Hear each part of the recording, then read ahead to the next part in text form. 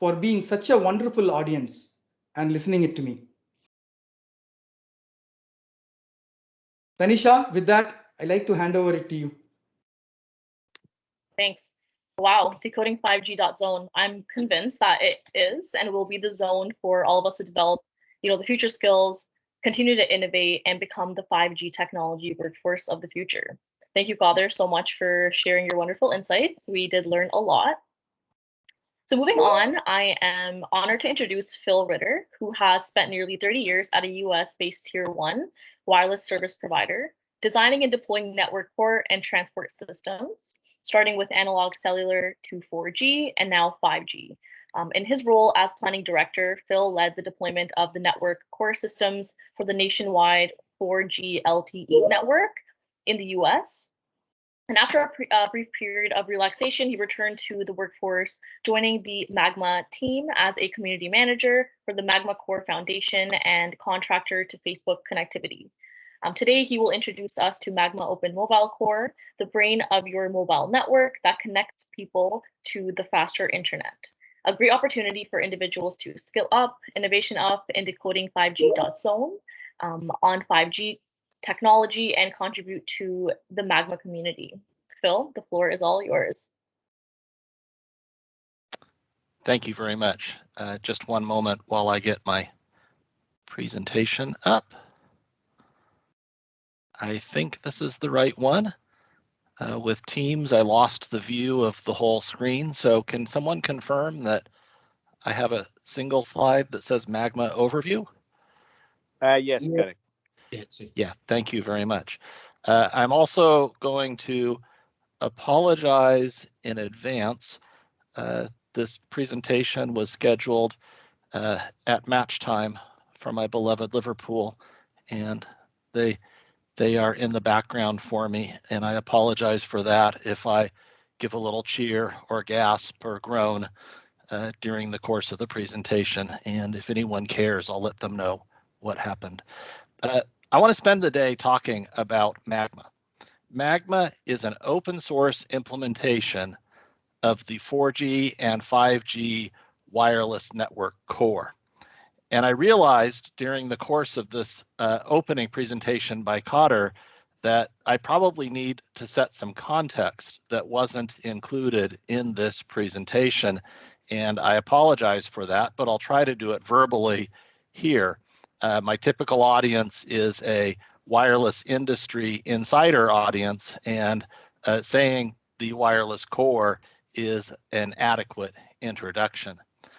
In a modern 3GPP compliant wireless network, the network is segregated into the radio network, or the RAN, or the components that actually emit RF and connect back to the rest of the network, and the core that controls the radio elements. It controls them for authentication, authorization, monitoring and statistics, handoff from radio to radio site, or has the whole control plane that manages the customer's connection during the course of time that they're connected to the network. And what's called the bearer plane, or the part that carries actual customer traffic. And between the radio network and the core, that bearer plane is encapsulated or in a networking envelope that is not what you would typically recognize as TCP/IP. And the core converts that into TCP, provides a single anchor so that a user's connection has a IP address where they can be reached or send traffic from, and connects on to the internet. So typically I would give a longer presentation about what that connection is and the role of the core. I do apologize for that as I missed the context of this session. But I want to talk about Magma. Magma is an open source implementation of that radio network core. And Magma exists, our purpose or our mission statement is to connect the world to a faster internet by enabling service providers cost-effective, extensible, and carrier-grade networks. And the foundation of that mission is that a significant portion of the world does not have adequate internet access today. There's a surprising number of places worldwide that actually have no quality connection to a internet at all or a mobile internet. And I'm sure as you consider where those places might be, you may think of developing nation experiences. You may think of, sub-Saharan Africa or parts of underdeveloped Asia where these needs exist. And you'd be right. You'd be absolutely correct. But I think as you look around the world, you'd be shocked to find the number of places in developed Europe and developed Asia and even developed North America where there's just not quality internet coverage or quality wireless internet coverage.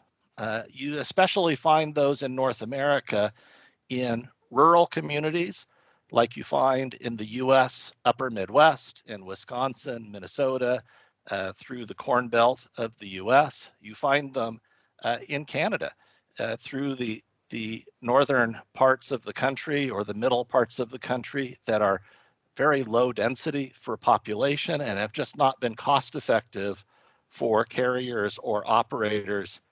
Oh, it's my first cheer. Thank you, everyone. That have not been cost effective for carriers or operators to feel that they could make a profit. You also find them throughout North America on tribal lands and in places where either First Nation in Canada or reservation land in the United States that have not received, for various reasons, the kind of quality coverage that you would expect to provide a meaningful wireless experience. And that wireless experience is actually very important in the modern world. You find that as soon as you give quality internet connectivity to a rural or unserved community, there are opportunities in those communities for people's lives to be changed. You have access to financial markets that was not previously available. You have access to markets to purchase or sell goods. You have access to telemedicine. You have access to social activities that really weren't available. And in general, this creates an opportunity for economic activity and economic betterment within those communities. So it's actually very socially important to get connectivity into these places. Magma's mission is to take the core of the network and make the software available at no cost, and to enable innovative, creative deployments through internet service providers who might want to build a network to serve a rural community, and there's several that have sprung up.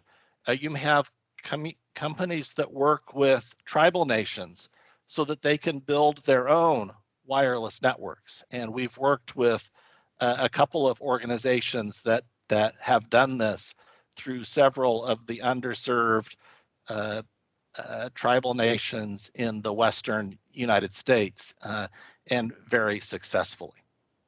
So what is Magma? Magma is the core of the network. And the core of a wireless network consists of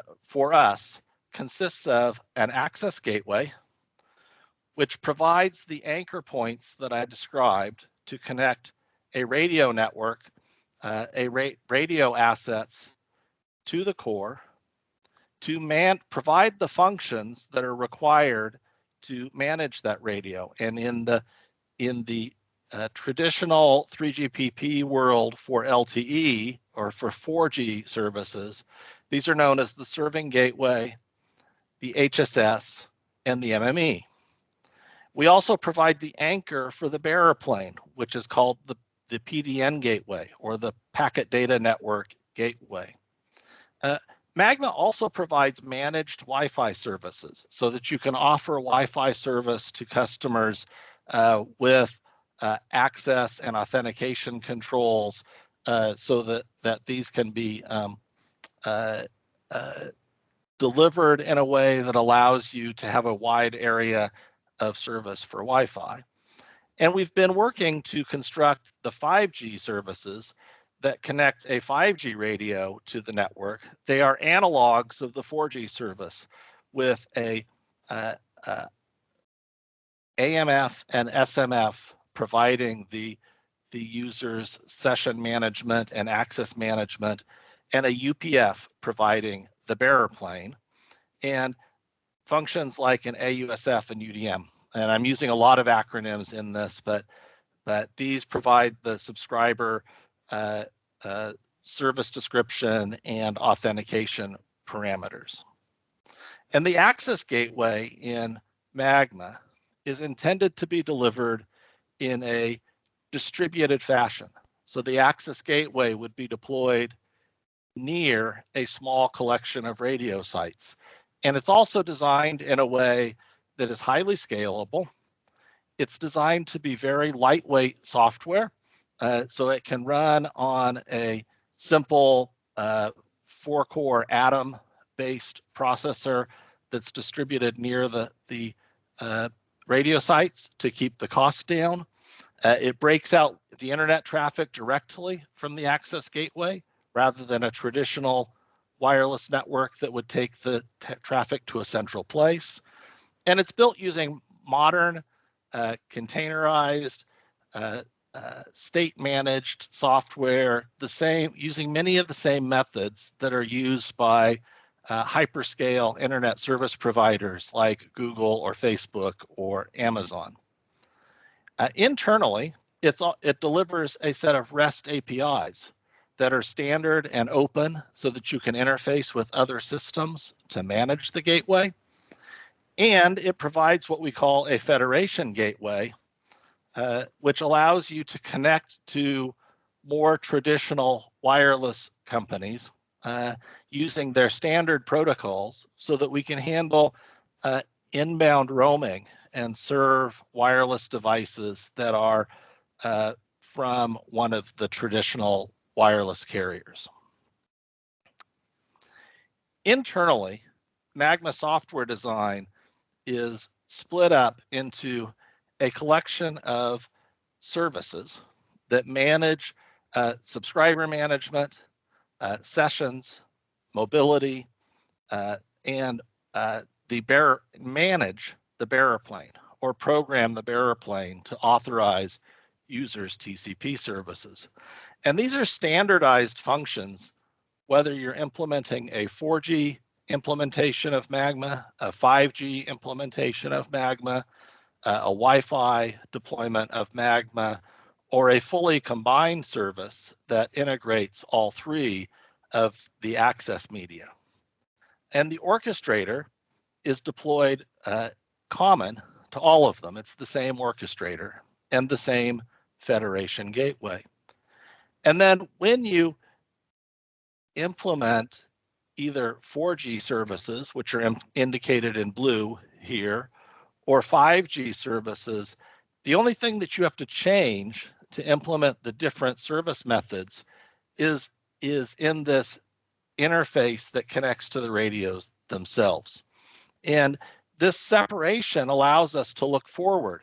And when we see future generations of services coming, if and when, or I should say when, the industry defines the 6th generation wireless specification, it will be very simple to implement it within a structure like Magma without having to replace everything that's been done to date. Finally, I want to talk about Magma's development principles. Magma is run as an open source project through a community under the control of the Magma Core Foundation, which is a foundation of the Linux Foundation.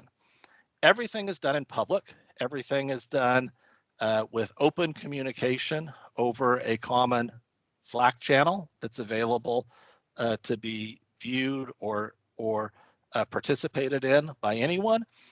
Everything is managed. All of the code is contributed to a GitHub repository that is completely open. And so the development of Magma is public. The source code is available to anyone.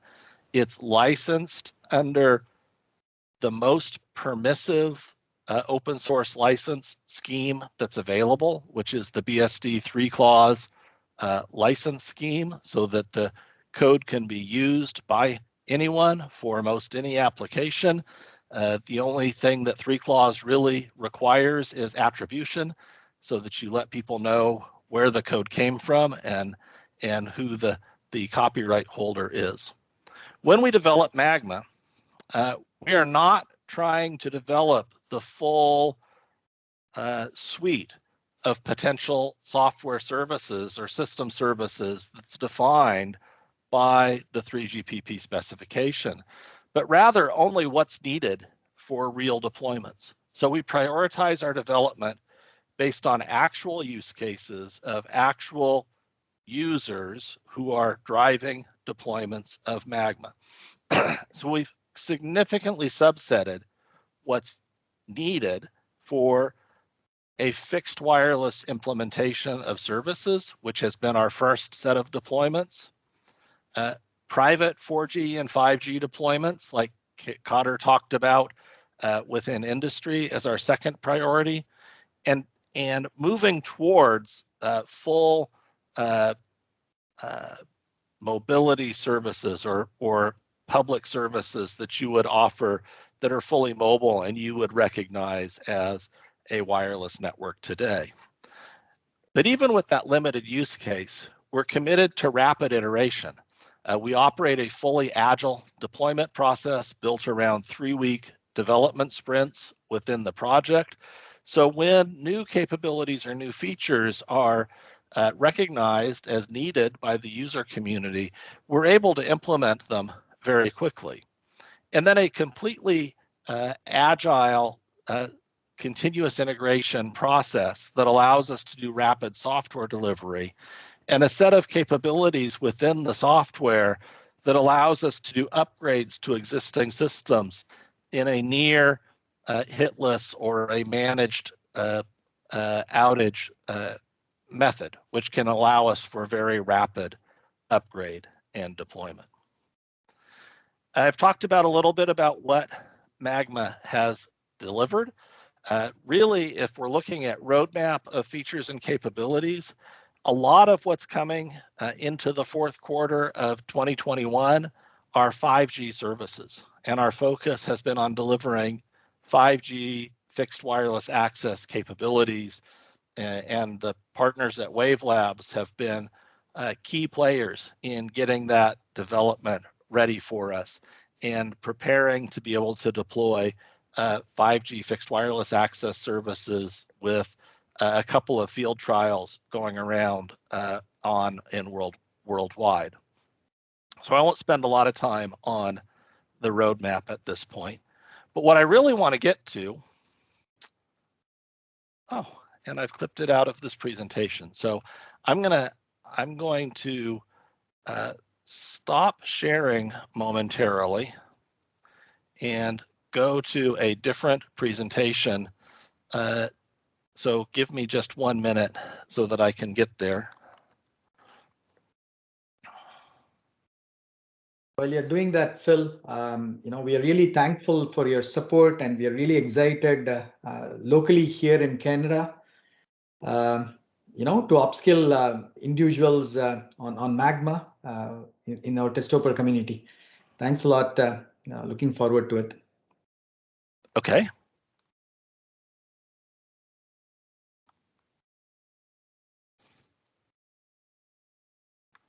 So 1 more moment, I'm almost there.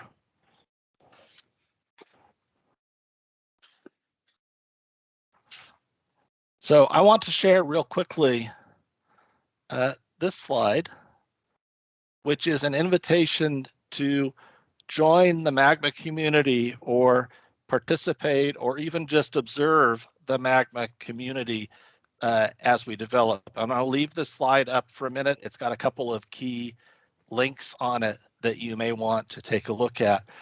You can find the activity, the high-level description of what's going on at the Magma Core Foundation at magmacore.org, which is our master website.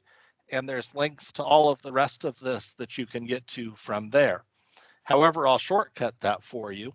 If anyone wants to go take a look at the Magma code base in our GitHub, it's a very simple GitHub. It's github.com/magma, and the repo within there is called Magma.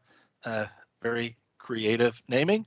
And probably the most interesting way that you can start to observe or begin to participate is we have a very active communication channel on Slack. We have just short of 2,000 members within our Slack community.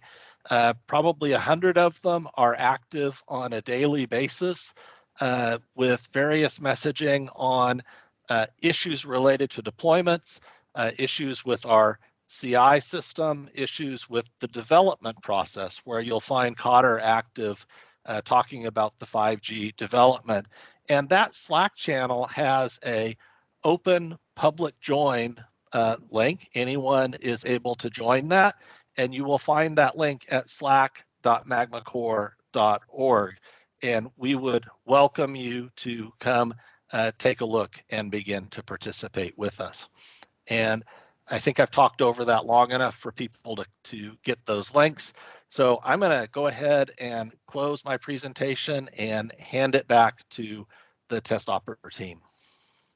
Thank you, Phil. And I just also wanted to let everyone know, stay back towards the end of this meetup. We have decoding 5G.zone activities. We would be getting most of you all signed up into Magma Slack channels, and all the links that Phil shared will also be repeating it there, give you time and walk you through how to sign, and most of the things is going to happen towards the end.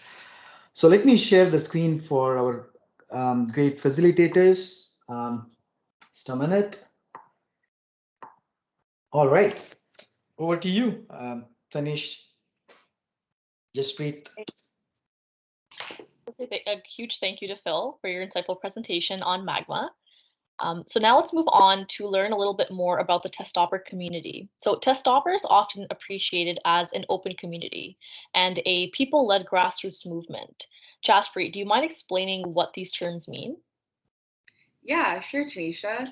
To me, openness is a contributing catalyst for collaboration and innovation. Testopper community, often referred to as an open community, because it is a self-governed and run by collaborative effort of tech industry experts as volunteers helping each other to develop tech future skills and innovation. Did you know Testopper has 0 full-time employees, and since its inception in January 2020 to date, they have organized more than 200 plus continuous learning programs. Amazing, is it not? Yep. Yes, yes. Hello, are you still there? Yeah, I'll pass it back to Tanisha. Yep. Can we move to the next slide, please? Sure. Thank you. So I agree with that, Jaspreet. As a non-profit developer community, it is pretty clear that testopper empowers every person to become a part of the tech ecosystem for the future workforce. Navi, let's switch gears a little bit. Do you want to help us understand what the future workforce looks like? Sure. So the reality is we live through fundamental transformation of automation, machines that replace human tasks, or can. And individuals from engineers to CEOs must develop future skills to be relevant and successful in the smarter world. So like skills with depth and breadth of tech expertise, or nimble adaptive innovation skills. And lastly, skills to quickly pivot into and work on new opportunities. So the answer is simple. Each and every one of us has to develop a continuous learning mindset in order to join the future workforce. And in order to stay relevant, it's important we learn something new each and every day, and the Testoper community helps us enabling exactly that for each and every one of us through their continuous learning programs, and it's free, which is the best part. So I'm sure most of you might have already registered. If you have not registered yet, please register in Eventbrite for our next Artificial Intelligence Masterclass program, which is starting in a few days. All right, I'll pass it off to Jas now.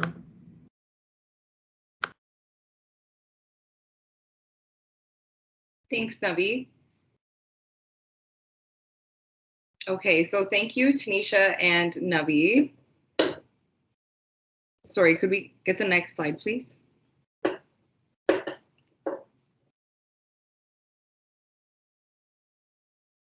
Awesome, thank you.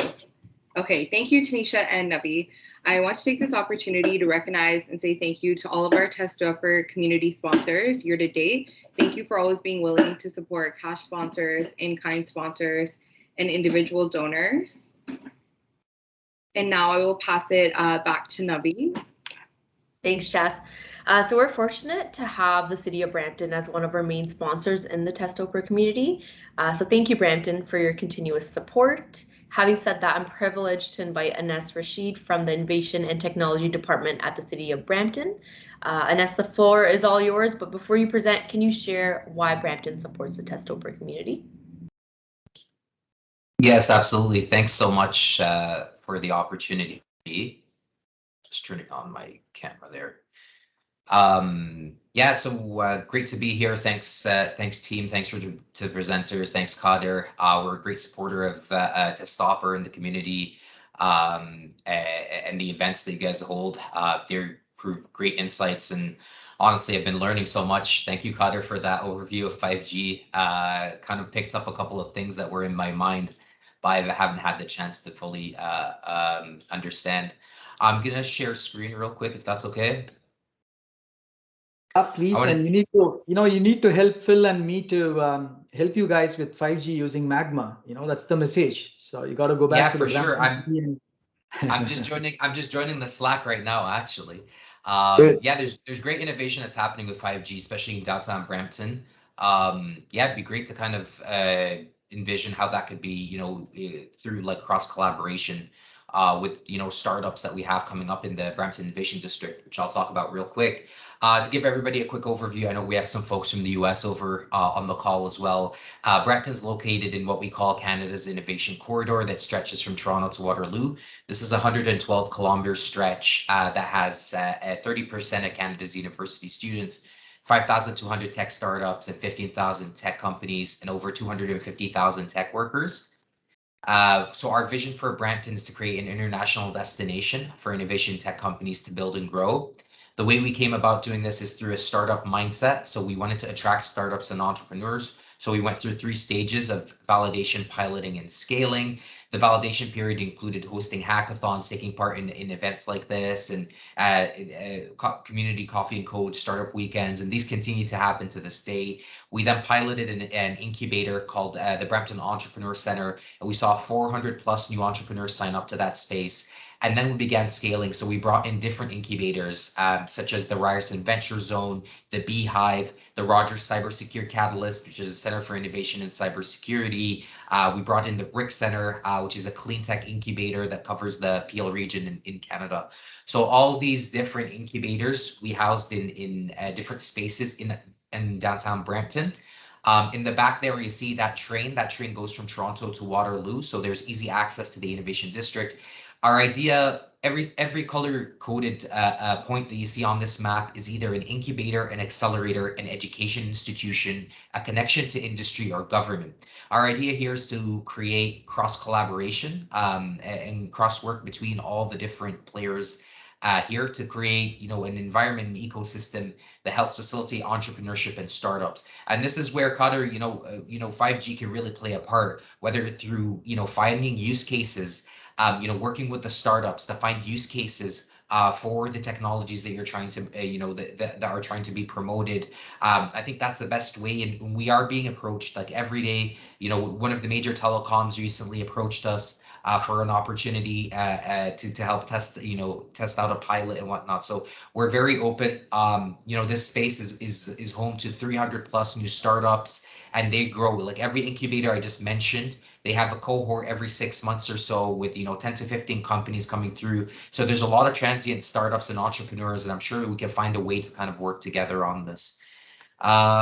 This is kind of a quick breakdown. We also have the Beehive. I didn't mention as much. So that's an international startup incubator. So if you have a startup or you're working on a startup and you want to bring it over to Canada, we have a soft landing space that helps you out with the visa, through the startup visa program, helps you land, gives you office space, gives you a 6-month program to kind of work through that. We work with Founders Institute, which is a connection of different incubators all over the world, most notably in Silicon Valley. And they have a branch also in Brampton. Like I mentioned, all these are kind of available to anybody, these support systems to come in, start up a business. We're happy to guide you and provide supports wherever possible.